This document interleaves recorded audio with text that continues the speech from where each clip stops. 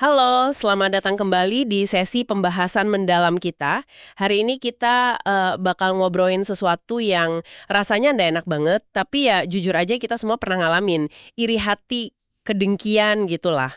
Pasti pernah kan ngerasain itu? Nah, obrolan kita kali ini sumbernya dari bab 7 buku The Science of Sin. Kita mau coba bongkar sisi ilmiahnya, kenapa sih kita bisa iri, terus apa yang sebenarnya terjadi di otak, dan apa iya iri hati itu selalu jelek? Ada kutipan bagus nih dari Mark Twain katanya, perbandingan itu pembunuh kebahagiaan. Coba deh inget-inget, pernah nggak sih Anda ngerasa, aduh, nyes gitu ya? Pas lihat mungkin teman kantor naik jabatan, atau tetangga beli mobil baru, atau bahkan cuma lihat postingan orang di medsos yang kayaknya happy banget. Nah, itu dia yang mau kita bedah. Yuk, kita mulai. Betul-betul. Iri hati ini emang agak unik ya, dibanding katakanlah dosa atau emosi negatif lain kayak nafsu atau rakus gitu. Uniknya gimana tuh? Iya, kalau yang lain itu kan seringnya ada semacam imbalan rasa senangnya gitu walau sesaat. Iya. Nah, kalau iri hati ini, rasanya tuh murni nggak nyaman aja. Nggak ada enak-enaknya sama sekali pas kita ngerasainnya. Ada definisi bagus dari Saint Thomas Aquinas, dia bilang iri hati itu kesedihan atas kebaikan orang lain. Pas banget kan? Fokusnya memang ke perbandingan. Perbandingan ya. Iya, perbandingan sosial. Dan yang menarik nih, rasa iri itu biasanya paling nusuk bukan ke orang yang levelnya jauh di atas kita. Kayak artis top atau konglomerat gitu. Oh, bukan ya. Kirain malah ke yang super sukses gitu. Justru enggak, kita lebih seringnya iri ke orang yang kita anggap ya 11-12 lah sama kita. Atau sedikit di atas. Rekan kerja, tetangga, teman seangkatan. Schopenhauer juga bilang gitu. Kekurangan kita tuh jadi lebih pahit rasanya pas lihat orang lain senang atau punya sesuatu. Jadi intinya ya, iri hati itu emosi soal untungnya orang lain. Terutama orang dekat. Oke. Jadi bukan soal ngelihat Bill Gates gitu ya, tapi lebih ke teman sebelah meja gitu mungkin. Nah, kalau gitu, apa sih yang sebenarnya terjadi di kepala kita pas rasa iri itu muncul? Kan rasanya nggak enak tuh. Pasti ada proses biologisnya dong. Oh, pasti ada. Ada strategi yang lumayan terkenal, Takahashi dan rekan-rekannya tahun 2009. Mereka pakai fMRI, itu loh alat scan otak, buat ngintip apa yang terjadi pas orang lagi ngerasa iri. Hasilnya wah menarik banget.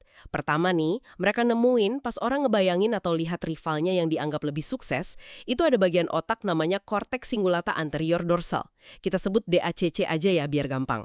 DACC, oke. Dan makin kuat rasa irinya, makin tinggi juga aktivitas di DACC ini. Nah yang menarik lagi nih, DACC ini juga area yang sama yang aktif pas kita misalnya ngerasa ditolak sama teman, atau pas kita ngerasa diperlakukan nggak adil. Wah, tunggu dulu.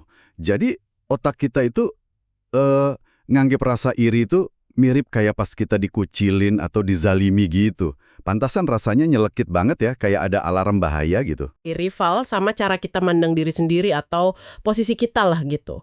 Nah itu baru temuan pertama. Ada lagi? Oke, apalagi tuh? Kedua, studi itu juga nemuin ada penurunan aktivitas di area lain, namanya striatum ventral.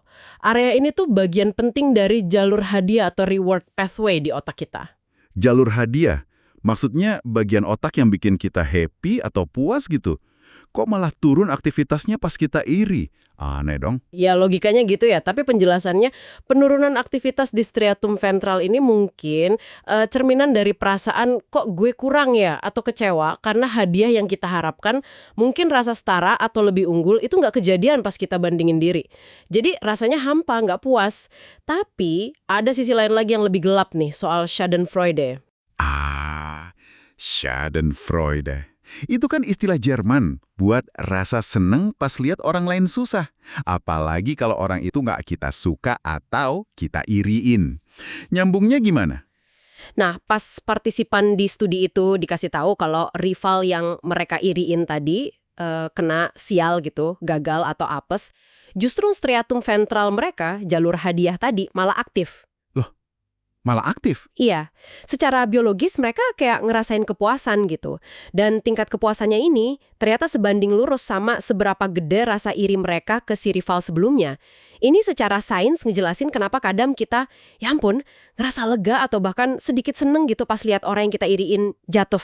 Otak kita kayak ngasih hadiah kecil. Wah, itu agak bikin merinding ya dengernya. Maksudnya sirkuit hadiah di otak kita bisa nyala bukan cuma pas kita berhasil, tapi juga pas orang yang kita iriin gagal. Benar-benar nunjukin kalau emosi ini tuh dalam banget ya akarnya, secara biologis. Tapi kalau gitu, apa iri hati ini cuma emosi negatif sisa-sisa evolusi aja? Atau ada tujuan lain? Kenapa kita punya mekanisme serumit ini? Itu pertanyaan bagus banget. Buat ngertiinnya, kita bisa lihat kapan sih emosi ini mulai muncul di anak-anak. Ada syaratnya ternyata. Oh ya, apa aja tuh? Anak itu perlu punya kesadaran diri dulu. Aku itu beda dari kamu. Itu biasanya sekitar umur 1,5 tahun. Terus dia perlu ngembangin yang namanya theory of mind. Kesadaran kalau orang lain punya pikiran dan perasaan sendiri. Yang bisa beda sama dia. Nah ini biasanya sekitar umur 4 tahun. Plus dia juga harus mulai ngerti aturan main sosial. Begitu kapasitas ini ada, nah iri hati mulai bisa muncul. Dan ternyata mungkin ada perannya. Salah satunya bisa jadi semacam alarm sosial. Ngasih sinyal ke kita kalau ada ketidaksetaraan nih di kelompok atau kalau kita mulai ketinggalan dibanding yang lain. Tahu kan istilah keeping up with the Joneses, ikut-ikutan tetangga biar nggak kalah? Nah, di baliknya itu seringkali ada rasa iri. Jadi kayak sistem peringatan dini gitu ya, biar kita nggak ketinggalan gerobong. Tapi kan alarm ini bisa bikin kita ngelakuin macem-macem kan, nggak selalu bagus. Nah, benar banget. Alarm ini bisa jadi motivasi. Pertanyaannya, motivasi kemana? Bisa aja jadi konstruktif, kita jadi lebih semangat kerja, belajar skill baru, atau bahkan nuntut hak kita kalau kita ngerasa ada yang nggak adil. Tapi, ya itu, seringnya malah jadi destruktif. Destruktif gimana contohnya? Ya, jadi pengen ngejatuhin orang lain, nyebar gosip, ngeremehin prestasi dia, atau bahkan sabotase diam-diam gitu. Kalau dipikir-pikir, dorongan positifnya mungkin ada ya. Tapi kayaknya kok lebih seringan yang negatifnya ya? Atau gimana kita lihat potensi baik dari iri ini? Memang agak susah ya lihat positifnya langsung, karena rasanya itu nggak enak banget. Beda deh sama rasa bersalah atau malu yang fokusnya kan ngatur perilaku kita sendiri biar sesuai norma. Kalau iri hati, fokusnya keluar ke perbandingan sama orang lain. Dan akarnya itu sering banget rasa ketidakadilan kita ngerasa untungnya orang lain itu nggak pantas atau kita nggak dapat yang seharusnya jadi hak kita. Oh, jadi nyambungnya ke rasa nggak adil itu kuat ya? Kuat banget. Jadi kalaupun ada sisi positifnya, mungkin lebih ke arah motivasi buat ngoreksi ketidakadilan itu. Entah dengan cara ningkatin diri sendiri atau ya nuntut perubahan. Tapi ya itu, risikonya buat kepleset ke arah destruktif selalu gede. Oke. Jadi ini alarm sosial, akarnya di perbandingan dan rasa nggak adil, bisa jadi pemicu baik atau buruk. Nah, kalau gitu, di mana aja nih kita bisa lihat contoh nyata iri hati ini beraksi di kehidupan sehari-hari? Pasti banyak banget ya? Oh, banyak banget. Kita mulai dari yang paling dekat aja, keluarga. Persaingan antar saudara, sibling rivalry, itu salah satu bentuk paling awal. Awalnya mungkin ada gunanya ya. Kayak adik iri sama perhatian ke kakak, jadi dia usaha lebih narik perhatian ortu. Tapi ini bisa keterusan sampai dewasa loh. Dan kadang jadi parah banget, apalagi kalau udah nyangkut warisan. Wah, iya tuh. Sering dengar kasus gitu. Ada kasus terkenal di Inggris namanya Jonathan Griffin. Dia bertahun-tahun ngerusak properti saudaranya cuma karena ngerasa disingkirkan dari warisan bapaknya. Sering banget loh dalam sengketa warisan gitu, uang itu cuma simbol aja. Yang direbutin sebenarnya ya pengakuan, cinta, atau rasa dianggap penting sama orang tua. Jadi bukan cuma soal duitnya ya? Bukan. Kita lihat pola mirip di keluarga pendiri toko roti Bagel Bake di London atau perebutan warisan klub malam Annabelle's. Mungkin ini juga salah satu alasan ya kenapa orang kayak Bill Gates atau Sting milih nggak ngasih semua hartanya ke anak. Bisa jadi ya buat ngurangin potensi konflik sama racun iri hati antar saudara ini. Masuk akal sih. Perebutan warisan emang sering bikin luka lama kebuka lagi. Nah, kalau konteks yang lebih kekinian gimana? Kayak pengaruh iklan sama media sosial. Ini pasti kena banget nih ke banyak dari kita. Kena banget. Iklan itu kan ya emang sengaja, seringnya dirancang buat bikin kita iri. Nunjukin gaya hidup atau barang yang bikin kita ngerasa kurang. Jadi pengen beli biar sama atau lebih dari yang lain. Iya sih, bener juga. Nah, kalau media sosial kayak Instagram atau Facebook, mungkin niat awalnya nggak gitu ya. Tapi dampaknya bisa lebih dahsyat dan personal. Kenapa? Karena orang kan cenderungnya nunjukin sorotan hidup aja. Life highlights reel gitu. Versi paling keren, paling bagus, yang seringkali ya nggak sepenuhnya jujur lah sama kenyataan hidupnya. Jadi kayak pameran kebahagiaan gitu ya? Bisa dibilang gitu. Akibatnya kita jadi lihat terus-terusan kesan kalau hidup orang lain, apalagi temen, kenalan, atau saudara yang kita follow itu jauh lebih indah, lebih sukses, lebih bahagia. Nah, karena bandinginnya sama orang yang kita anggap setara atau dekat, rasa irinya jadi lebih nusuk dibanding lihat gaya hidup artis yang rasanya jauh. Iya, iya. Beda rasanya ya, kalau lihat teman sendiri dibanding lihat seleb. Betul. Ada studi juga nunjukin dampaknya bisa beda tergantung cara kita pakai medsos. Orang yang cuma pasif scrolling, lihat-lihat aja gitu, istilahnya nguntit atau lurking, cenderung ngerasa lebih buruk dibanding yang aktif interaksi, komen, atau ngepost juga. Wah, itu poin penting. Jadi cara kita main medsos ngaruh juga ya. Mungkin ini jadi pengingat nih buat kita semua. Kalau abis buka medsos kok malah jadi down atau ngerasa nggak cukup baik gara-gara bandingin diri, mungkin emang waktunya istirahat bentar kali ya. Semacam detox digital gitu. Tepat sekali. Sadar sama mekanisme ini aja udah bisa bantu kita lebih bijak pakainya. Tapi, perlu diingat juga, iri hati ini bisa jadi jauh lebih gelap loh daripada sekedar sedih lihat postingan liburan teman. Maksudnya? Bisa sampai bahaya gitu. Iya, pas rasa iri udah intens banget, nggak kekontrol, terus mungkin kecampur sama masalah psikologis lain atau rasa nggak adil yang ekstrim, nah ini bisa jadi pemicu perilaku bahaya, bahkan kekerasan. Waduh. Ada contoh tragis kan, kayak kasus Mary Conye di London, dia nyerang temennya sendiri, Naomi Oni, pakai air keras. Laporannya bilang motif utamanya ya karena iri banget sama kecantikan dan popularitas temennya itu.